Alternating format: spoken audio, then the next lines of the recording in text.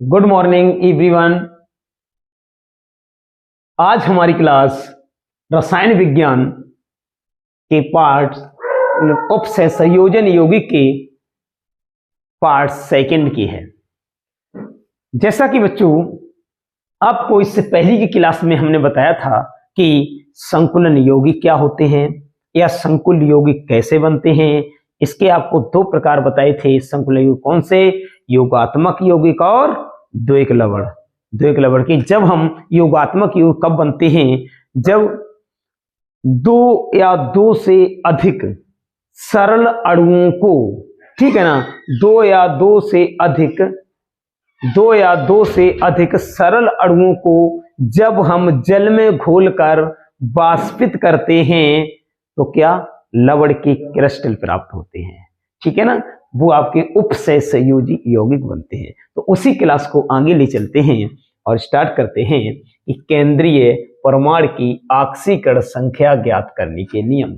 सबसे पहले केंद्रीय परमाणु की हम ऑक्सीकरण संख्या निकालना सीखेंगे कि कैसे ऑक्सीकरण संख्या केंद्रीय परमाणु की निकाली जाती है। जब आप केंद्रीय परमाणु की ऑक्सीकरण संख्या निकालना सीख लेंगे तो उपसय संयोजी यौगिकों के IUPAC नाम लिखना सीख जाएंगे, ठीक है ना। हमारा मेन उद्देश्य इस चैप्टर में उपसय संयोजी यौगिकों के IUPAC नाम लिखना है, ठीक है ना। ठीक है, तो ये चैप्टर वैसे तो उपसय संयोजी यौगिक का चैप्टर बहुत ही थोड़ा हार्ड जटिल चैप्टर है, लेकिन फिर भी हम आपको इस चैप्टर को बहुत ही मक्खन बना देंगे जिससे आपको आसानी से समझ में आ जाएगा, ठीक है ना। एकदम मक्खन की तरह सिंपल कर देंगे चैप्टर को, ठीक है ना। पूरे चैप्टर को आप पढ़ेंगे तो इस चैप्टर से यूपी बोर्ड परीक्षा 2023 जो आ रही है इसमें आपको 7 से 8 अंक इसी चैप्टर से प्राप्त हो जाएंगे, ठीक है ना। इसी चैप्टर से 7 से 8 अंक आप प्राप्त कर सकते हैं। इसीलिए इस चैप्टर को बहुत ही अच्छे से समझें। देखिए, ऑक्सीकरण केंद्रीय परमाणु की ऑक्सीकरण संख्या ज्ञात करने की रूल्स क्या है। पहला, किसी भी उदासीन संकुलन में, संकुलन का मतलब होता है संकुल यौगिक, ठीक है ना। संकर यौगिक या संकुल यौगिक या उपसय संयोजी यौगिक। उदासीन संकुलन में केंद्रीय धातु परमाणु और उससे जुड़े लिगेंडों के आवेशों का योग शून्य होता है, ठीक है ना। किसका किसका? किसी भी उदासीन संकुलन में केंद्रीय धातु परमाणु और उससे जुड़े उदासीन, देखिए यहाँ पे क्या लिखा, उदासीन संकुलन में, संकुलन कैसा होना चाहिए? संकुल यौगिक उदासीन में केंद्रीय धातु परमाणु। केंद्रीय धातु परमाणु यहाँ कौन होते हैं? जो भी संकुल यौगिक बनते हैं बच्चों, इसमें केंद्रीय धातु परमाणु डी ब्लॉक की धातु होती है जिसे हम कहते हैं संकर धातु, ठीक है ना। डी ब्लॉक की सभी धातुएं संकर धातु कहलाती हैं, ठीक है ना। वही आपकी केंद्रीय धातु बनती हैं। उसी केंद्रीय धातु से जो लिगेंड जुड़ते हैं तब आपके उपसय संयोजी यौगिक का निर्माण होता है, ठीक है ना। और उपसय संयोजी यौगिक क्या करते हैं? वो केंद्रीय धातु परमाणु को एक दाता इलेक्ट्रॉन युग्म दान देते हैं। जिनके पास दाता इलेक्ट्रॉन युग्म देने की क्षमता होती है वो हमारी लिगेंड कहलाते हैं, ठीक है ना। कौन कहलाते हैं? लिगेंड।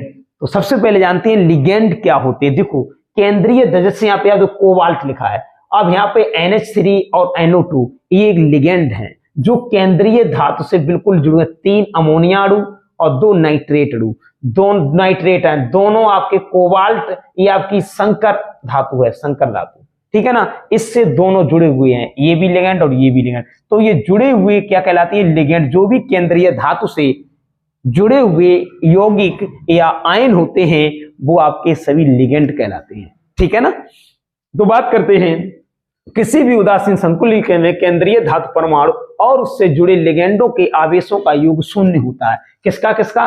केंद्रीय धातु परमाणु और उससे जुड़े लिगेंडों के आवेशों का योग शून्य होता है। क्यों?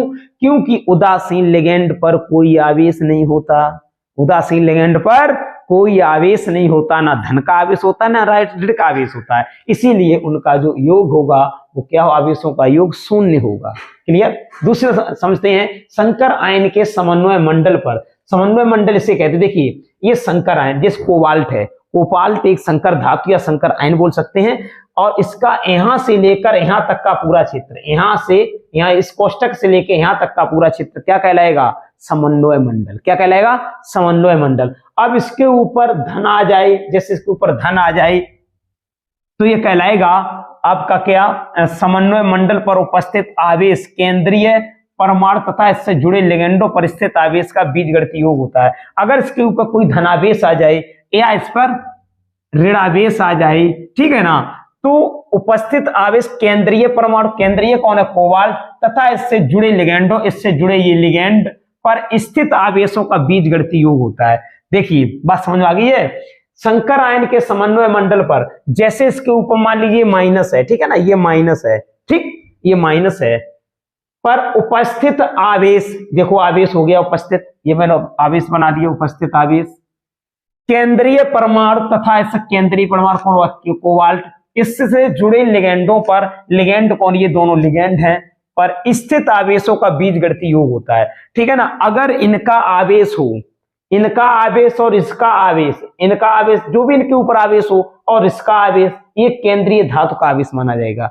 इनका पूरा योग ही क्या कहलाएगा? बीजगणितीय योग, ठीक है। तो अब बात करते हैं, एग्जांपल लेते हैं कि CONH3 का होल थ्राइज NO2 का होल थ्राइज।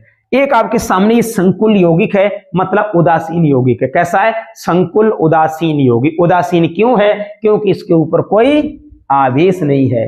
अगर इसके ऊपर आवेश चढ़ा देंगे धन का और ऋण का तो हो जाएगा आयन, संकुल आयन बन जाए। क्या बन जाएगा? संकुल आयन। अब ये क्या है? संकुल यौगिक। कैसा? उदासीन यौगिक। इसके ऊपर कोई आवेश नहीं तो उदासीन यौगिक। अगर धनावेश होता तो धनावेशी संकुल यौगिक, अगर ऋणायन होता ऋणावेशी संकुल यौगिक, ठीक है ना।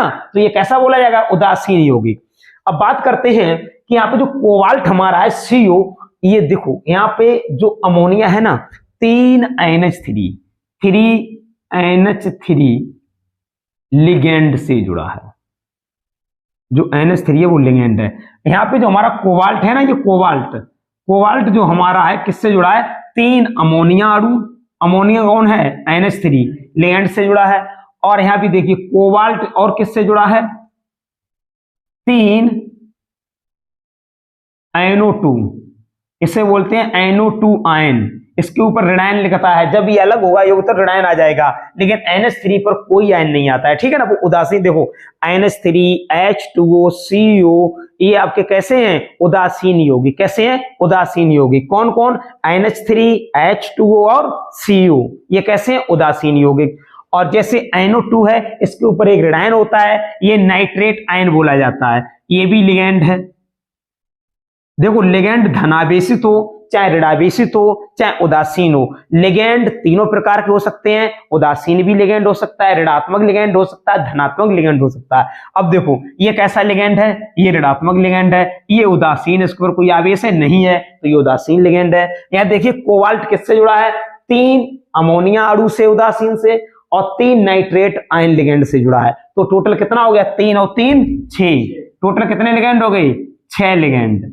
तो मतलब जो अमोनिया हमारा जो कोबाल्ट धातु है, कोबाल्ट कितने लिगेंड से जुड़ी है? 6। और जब कोई केंद्रीय धातु जितने लिगेंडों से जुड़ी होती है वो क्या कहलाती है? उसकी उपसय संयोजन संख्या। क्या कहलाती है? उपसय संयोजन संख्या। यदि बात करते हैं कि यहाँ कोबाल्ट की उपसय संयोजन संख्या कितनी होगी? 6।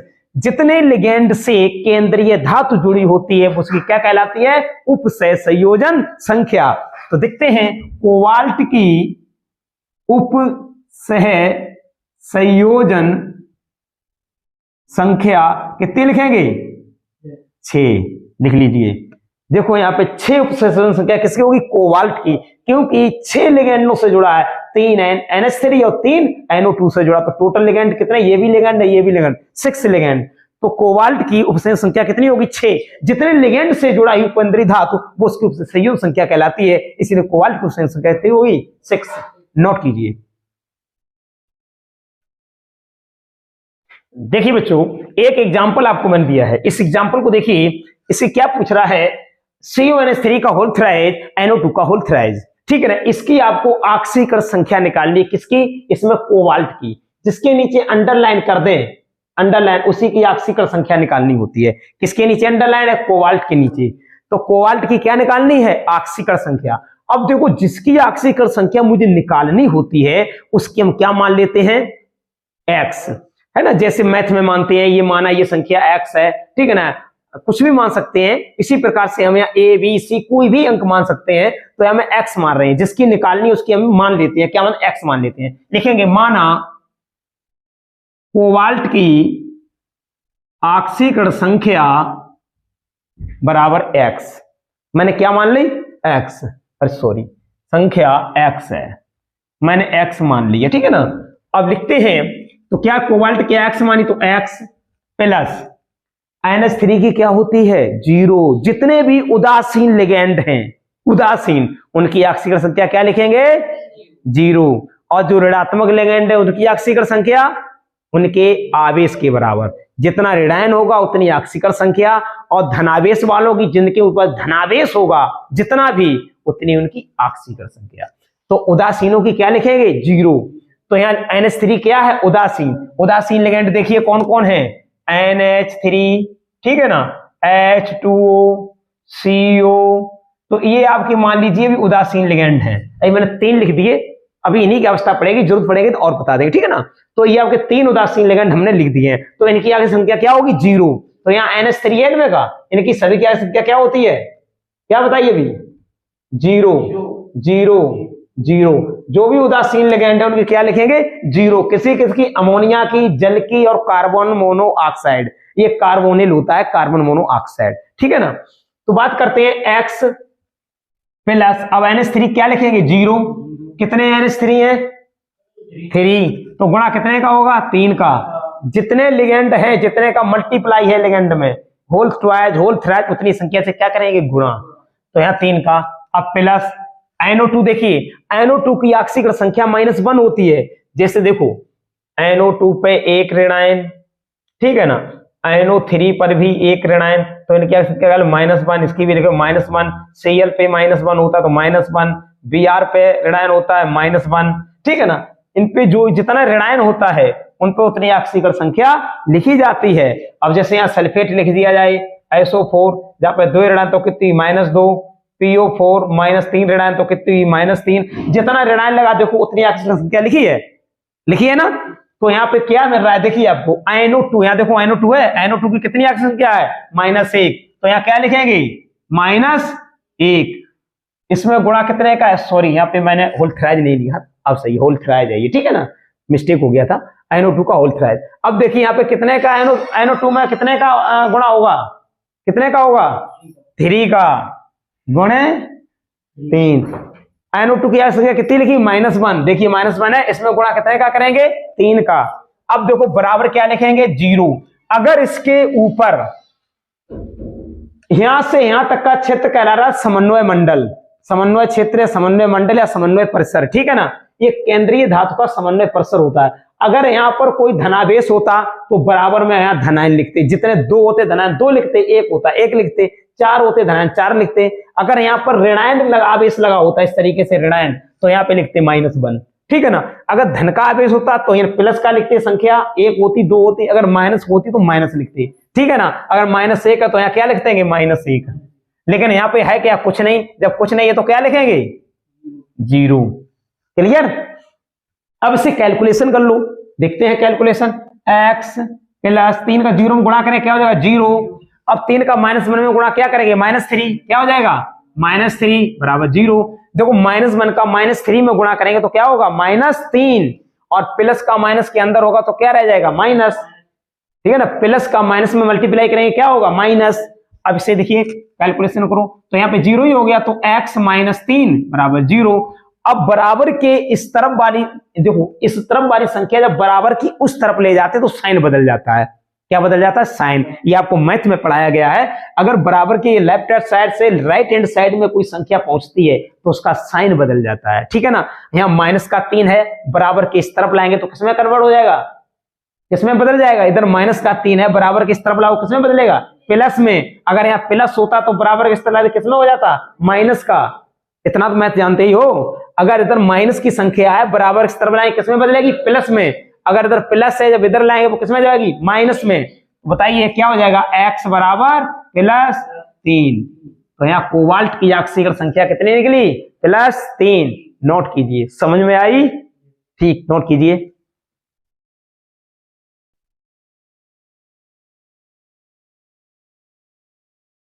देखिए अब हमारा इसी प्रकार से एक एग्जाम्पल और है, वो मैं आपको दे रहे हैं। देखिए एफिसियन का होल 6 -4 चार्ज, एफिसियन का होल 6 -4 चार्ज, इसमें आपको क्या निकालनी है?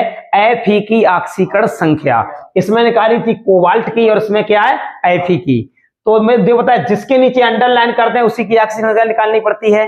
अब देखो इसके नीचे अंडरलाइन तो किसकी निकालनी है? Fe क्या होता है? आयरन जानते हैं आप लोग, तो हम निकाल ले, जिसकी निकालने उसकी क्या मानेंगे? X। तो लिखते हैं माना, नहीं यहाँ Fe है, कोबाल्ट में था क्या? Fe की ऑक्सीकरण संख्या बराबर X है।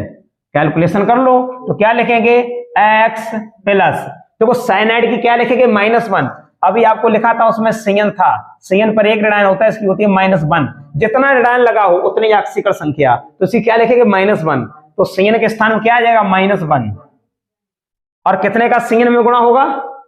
कितना लिखेंगे? कितनी संख्या? मतलब कितने का गुणा है इसमें? 6 है ना, होल 6। क्या है इसका? सियन का होल 6। तो गुणा कितने का करेंगे? 6 का, ठीक है ना। और कोई संख्या नहीं है। अब क्या लिखेंगे? बराबर। यहाँ कोई लिगेंड है ही नहीं, एक ही था, लिख लिया। अब बराबर में क्या लिखेंगे? -4। मैंने बताया था अगर इसके संकुल आवेश के संकुल यौगिक के ऊपर माइनस की संख्या जितनी है तो क्या लिखेंगे? माइनस की। अगर प्लस की है तो प्लस लिखेंगे, अगर कुछ नहीं है तो 0, तो उदासीन हो जाता है। तो यहाँ क्या लिखेंगे? माइनस का हो। अब से बैलेंस कर लीजिए x। अब देखो प्लस माइनस क्या हो जाएगा? Plus minus. अब ये प्लस है ध्यान दो। अब -1 में -6 का गुणा करें, क्या हो जाएगा? -6 बराबर -4। अब देखो प्लस माइनस क्या हो जाएगा? माइनस, तो x -6 बराबर -4। अब देखो अभी बताया था, जब बराबर के इस तरफ वाली संख्या उधर ले जाते हैं, बराबर की दूसरी साइड में, लेफ्ट हैंड साइड से राइट हैंड साइड में संख्या ले जाते हैं, मतलब इधर की संख्या उधर ले जाते हैं, तो क्या होता है? साइन बदलता है। तो यहाँ साइन क्या? माइनस, उधर जाएगा क्या हो जाएगा? प्लस। तो क्या हो जाएगा? x बराबर, देखो -4 ये लिखना, प्लस वाली ये क्या? ये प्लस के 6, -6 किसमें बदली है? +6। अब कौन सी संख्या ज्यादा है इसमें? प्लस वाली या माइनस वाली? संख्या कौन सी ज्यादा है? माइनस वाली ज्यादा है, प्लस वाली? प्लस वाली। जो ज्यादा वाली संख्या है और जो कम वाली संख्या इसमें घट जाएगी। -4 किसमें घट जाएंगे? +6 में से। तो कितने रह जाएंगे? प्लस के 2। बस 6 में से -4 के कितने बचे? 2। तो क्या हो गया? x बराबर +2। इसकी +2 ऑक्सीकरण संख्या होगी। नोट कीजिए, नोट कीजिए स्टूडेंट्स। देखिए बच्चों, आपको 2 मैंने और एग्जांपल दिए हैं। पहला एग्जांपल इसमें एक और दिया है, थर्ड एग्जांपल, PTNH3 का होल 6Cl4, PTNH3 का होल 6Cl4, ठीक ना। हेक्साएमिनो प्लेटिनम क्लोराइड इसका नाम होता है, हेक्साएमिनो प्लेटिनम क्लोराइड, ठीक है। ये आप जब आईपीएससी नाम लिखेंगे तब इसके नाम जान जाएंगे, ठीक है ना। अभी तो केवल आपको ऑक्सीकरण संख्या निकालना सिखा रहे हैं, ठीक है ना। तो इसमें प्लेटिनम की निकालिए, अंडरलाइन किसके नीचे? प्लेटिनम। तो लिखेंगे माना पीटी की ऑक्सीकरण संख्या बराबर, और सॉरी क्या, एक्स ही मानते हैं, हाँ। तो लिखिए एक्स प्लस NH3 की चेला क्या लिखे हो? मैंने क्या बताई था NH3 की? NH3 की उदासीन लिगेंड, उदासीन क्या लिखते हैं? H2O NH3CO, इनकी क्या बताई थी? 0। याद कीजिए भाई, याद कीजिए, 0 बताई थी। उदासीन याद रखो, उदासीन लिगेंड क्या होती है? 0। NH3 H2O CO, ठीक है ना, इनकी सबकी। तो देखिए x प्लस इसकी क्या लिखेंगे? 0, कितने का गुणा होगा? 6 का, बराबर, 1 मिनट रुक जाओ, अभी बराबर नहीं लगेगा, ये और 4 लिगेंड है। अब देखो Cl की मैंने अभी क्या बताई थी? Cl पर एक ऋणायन होता है तो कितनी होती है? -1। क्या लिखेंगे Cl की? -1। कितने Cl हैं? कितने हैं? दिख नहीं रहे? 4 का गुणा कीजिए, बराबर, ऊपर देखो कोई आवेश है? नहीं है, ऊपर आवेश है? नहीं है, तो क्या लिखेंगे? 0। अब सॉल्व कीजिए, x अब प्लस 0 का 6 में गुणा करें, क्या हो जाएगा? 0। अब देखिए -4 का गुणा -1 में 4 का गुणा करेंगे क्या हो जाएगा, -4 बराबर 0। अब प्लस माइनस क्या हो जाएगा, माइनस, तो x -4 बराबर 0। तो अब संख्या माइनस वाली इधर लाएंगे किसमें हो जाएगी, प्लस में, तो x बराबर +4। बताओ समझ में आई, समझ में आया। हाँ अब ये वाला भी देखिए, माना Ni निकिल की ऑक्सीकरण संख्या बराबर x। तो देखिए संयोग मैंने क्या बताई, संयोग कैसा है, उदासीन। तो संयोग ऑक्सीकरण संख्या कितनी लिखे हो, उदासीन वन 0, तो संयोग क्या लिखेंगे 0। तो Ni लिखिए x + 0, कितने हैं संयोग 4 हैं, तो 4 का गुणा कीजिए बराबर, देखो ऊपर कोई है आवेश नहीं है तो क्या हो जाएगा 0। तो 4 का गुणा करेंगे 0 में तो क्या हो जाएगा 0, 4 का गुणा करेंगे 0 में तो क्या हो जाएगा 0, तो हो जाएगा x + 0 बराबर 0। तो x = 0। बताइए कोई कोई दिक्कत, समझ में आया, ठीक, कितना आसान है, देखिए हो गया। ये सभी ऑक्सीकरण संख्या, इसमें देखो आप प्लेटिनम की ऑक्सीकरण संख्या कितनी निकली, +4 निकली, कितनी निकली 0, नोट कीजिए।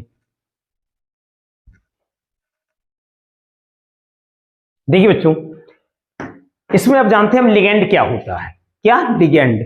सबसे पहली बात है लिगेंड होता क्या है, पहले हम लिगेंड समझते हैं उसके बाद आईयूपीएसी नाम समझेंगे, ठीक है ना, क्योंकि आईयूपीएसी नाम लिखने से पहले लिगेंड को जानना बहुत जरूरी है, ठीक है ना। देखिए उपसहसंयोजन यौगिक, जो आपका उपसहसंयोजन यौगिक का मतलब होता है जो संकर यौगिक, संकर यौगिकों को ही उपसहसंयोजन यौगिक कहा जाता है, ठीक है ना।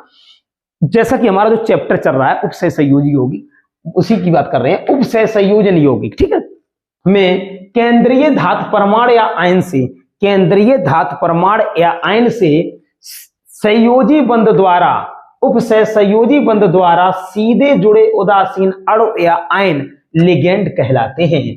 लिगेंड इलेक्ट्रॉन युग्म दाता परमाणु होते हैं। देखिए लिगेंड क्या कहलाते हैं, उपसहसंयोजी यौगिक में केंद्रीय धातु परमाणु से, जैसे ही मैंने एक आपको एग्जांपल दिखाया था, जैसे यहाँ पे क्या लिखा था आपने कोबाल्ट, ठीक है ना, अब यहाँ लिखा था NH3 का होल 6 भी बोल सकते हैं। यहाँ देखिए केवल इसकी बात करते हैं तो कोबाल्ट जो कोबाल्ट से, कोबाल्ट कौन हो गया, केंद्रीय धातु, कौन हो गया, केंद्रीय धातु।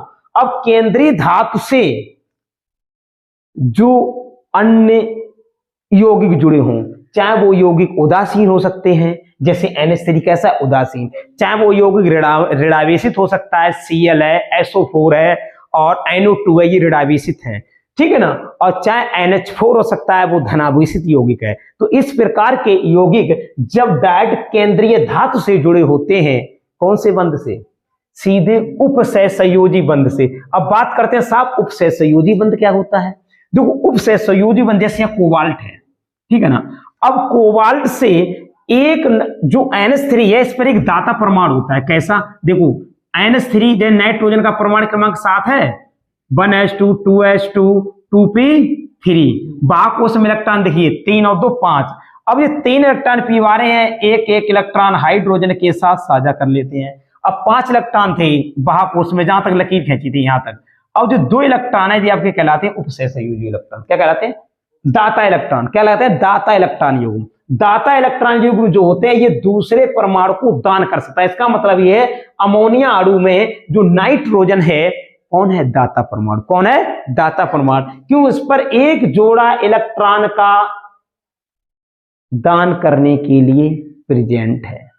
ये अपना एक जोड़ा ये इलेक्ट्रॉन का किसी भी परमाणु को दे सकता है, लेकिन यह है कौन, केंद्रीय परमाणु कौन, कोबाल्ट। तो ये अपना जोड़ा किसे देगा, किसे देगा, कोबाल्ट को देगा। जब कोबाल्ट को देता है तो इस तरीके से देखिए, अब बात करते हैं, समझाते आपको कैसे देता है। आप लिख लीजिए बिल्कुल मध्य में आप कोबाल्ट लिख लीजिए। अब यहाँ एक NH3 जो है आपका NH3 है, इसके ऊपर ये जोड़ा था, हाँ, अब ये कोबाल्ट को दान देगा। जब ये कोबाल्ट को इस तरीके से दान कर देता है, अब कितने NH3 हैं, 6 हैं, तो यहां भी देखिए एक NH3 है, तो इसका भी एक जोड़ा कोबाल्ट को दान कर दिया जाएगा। और यहां भी देखिए एक NH3 है, कितने NH3 टोटल हैं, N3H से लिख सकते हैं, कोई दिक्कत नहीं।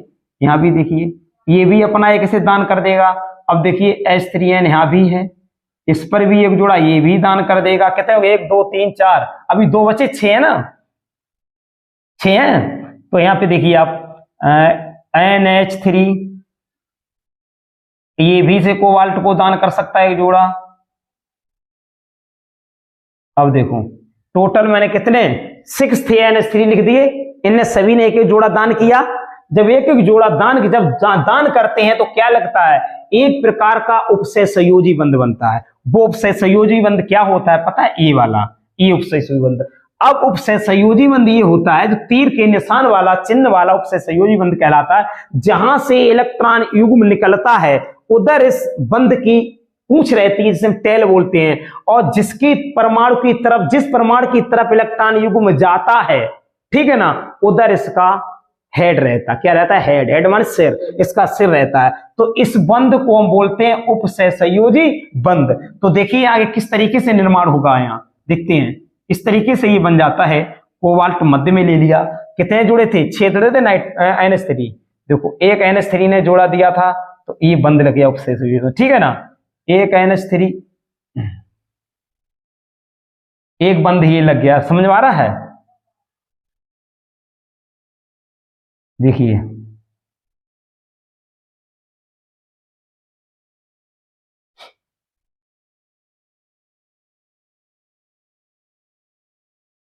देखिए बच्चों,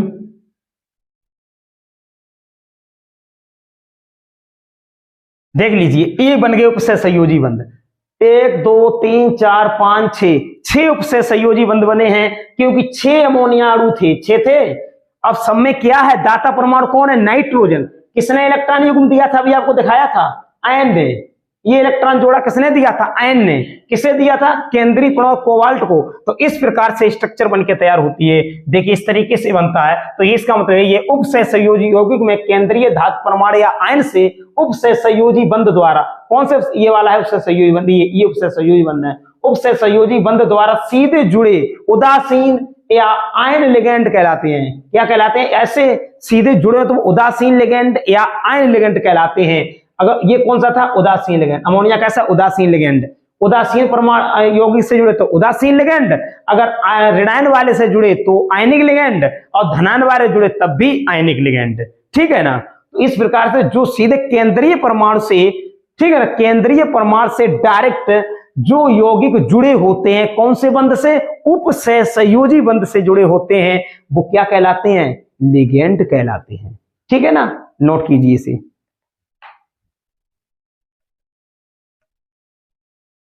देखिए बच्चों, अब बात आती है लिगेंड के प्रकार। जैसे भी आपने लिगेंड समझ लिया था, अब क्या समझेंगे लिगेंड के प्रकार, कि लिगेंड कितने प्रकार का होता है। देखिए लिगेंड 2 प्रकार का होता है। कैसे, एक तो होता है आवेश के आधार पर लिगेंडों का वर्गीकरण, और दूसरा होता है दाता परमाणुओं की संख्या के आधार पर लिगेंडों का वर्गीकरण। मतलब लिगेंड का वर्गीकरण हम 2 प्रकार से कर सकते हैं। पहला क्या, आवेश के आधार पर लिगेंडों का वर्गीकरण। जो लिगेंड होते हैं, आवेश का मतलब होता है उस यौगिक पर धनावेश होगा या ऋणावेश होगा या कोई आवेश नहीं होगा, तो वो हो जाएगा आवेश के आधार पर। दूसरा है दाता परमाणुओं की संख्या के आधार पर लिगेंड का वर्गीकरण। दाता परमाणुओं की संख्या का मतलब होता है कि उस लिगेंड में कितने दाता परमाणु हैं। देखो दाता परमाणु कौन हो सकता था, ये बताया था, नाइट्रोजन हो सकता है, सल्फर हो सकता है, ऑक्सीजन हो सकता है, या कोई हाइड्रोजन परमाणु जैसे क्लोरीन, ब्रोमीन, आयोडीन, ये लिगेंड है। लिगेंड ये दाता परमाणु है। कौन है, दाता परमाणु। लिगेंड में कौन दाता परमाणु हो सकते हैं, नाइट्रोजन, सल्फर, ऑक्सीजन या कोई हाइड्रोजन, ठीक है ना। तो ये कौन होते हैं, दाता परमाणु। यही इलेक्ट्रॉन युग्म केवल दे सकते हैं, ठीक है ना। तो पहले बातें हैं कि आवेश के आधार पर लिगेंडों का वर्गीकरण। आवेश के आधार पर लिगेंड कौन कौन से हैं, देखिए सबसे पहला उदासीन लिगेंड। उदासीन लिगेंड कौन होते हैं, जिनके ऊपर कोई आवेश ना हो, ठीक है ना। कौन कौन है, जैसे H2O और NH3 और एक और लिख लो कोई CO आदि, ठीक है ना। ये कैसे हो गए, उदासीन लिगेंड, इन पर कोई आवेश है नहीं है। अब बात करते हैं ऋणात्मक लिगेंड। ऋणात्मक लिगेंड कौन हो सकते हैं, जैसे अभी मैंने आपको बताया था, उन्हीं को लिख लीजिए। क्या क्या बताया था, लिख लो। देखिए ऋणात्मक लिगेंड कौन कौन से हैं बच्चों, OH ऋणायन, Cl ऋणायन, Br ऋणायन, NO2 ऋणायन, जिनके ऊपर ऋणात्मक चढ़ा दे, ऋण आवेश चढ़ा है, ऋण आवेश चढ़ा, उन्हें क्या बोलेंगे, ऋणात्मक लिगेंड।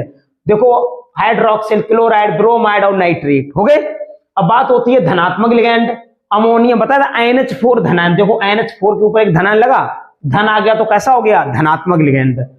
आयनो धनायन नाइट्रोसिल, तो ये कैसा हो गया, धन आया तो धनात्मक लिगेंड। और हाइड्रोजीनियम NH2 NH3 बोलते हैं हाइड्रोजीनियम, हाइड्रोजीनियम क्या बोलते हैं, हाइड्रोजीनियम। हाइड्रोजीनियम पर कितना धनायन है, एक, तो ये भी कैसा हो गया, धनात्मक लिगेंड। जिनके ऊपर यौगिकों के धन आवेश चढ़ा है वो धनात्मक लिगेंड, और जिनके ऊपर ऋण आवेश चढ़ा है वो ऋणात्मक लिगेंड, और जिन पर कोई आवेश नहीं चढ़ा वो उदासीन लिगेंड। अब बात करते हैं दाता परमाणुओं की संख्या के आधार पर लिगेंडों का वर्गीकरण। दाता परमाणु कौन कौन है, देखिए दाता परमाणु का मतलब होता है जो इलेक्ट्रॉन युग्म दान कर सके। कौन कौन कर लेते हैं, नाइट्रोजन, ऑक्सीजन, सल्फर, हाइड्रोजन, ठीक है ना।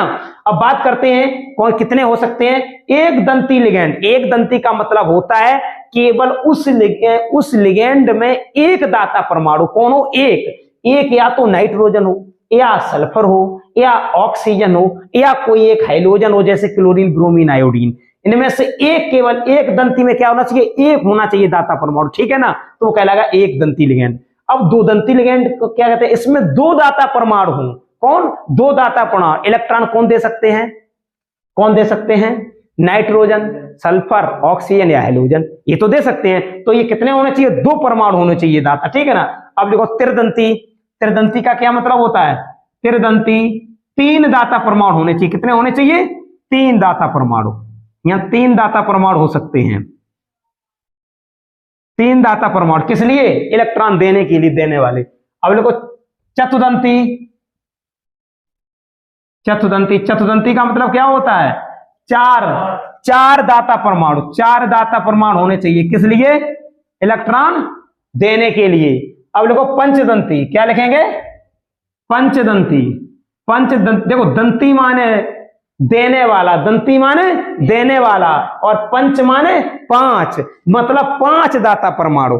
चतु माने चार, दंती माने देने वाला, बस चार दाता परमाणु इलेक्ट्रॉन। पंचदंती क्या होगा, पांच दाता परमाणु। कितना होना चाहिए, पांच दाता परमाणु होने चाहिए। और लास्ट है हेक्सादंती, क्या लिखेंगे, हेक्सादंती, हेक्सा माने छह और दंती माने देने वाला, छह दाता परमाणु, ठीक है ना।